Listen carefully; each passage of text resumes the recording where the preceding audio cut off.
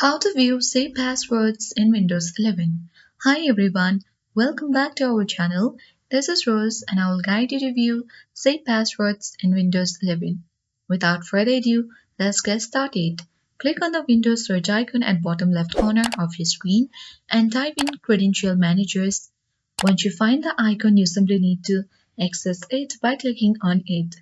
Here you will see two tabs, that is Web Credentials and Windows Credentials. Click on the Web Credentials to see any passwords saved from the websites and browsers. Here you can expand any items to view more details. Next, click on the Windows Credentials tab. Here you will find the login information saved by Windows or other apps on your PC. Click on any credential to view its detail.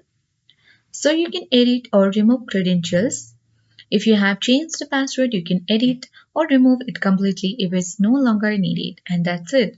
That is how you can easily view, edit or remove saved password using Credential Manager in Windows 11. If you found this video helpful, please like, subscribe and stay tuned for more quick tech and tips. Thank you for watching.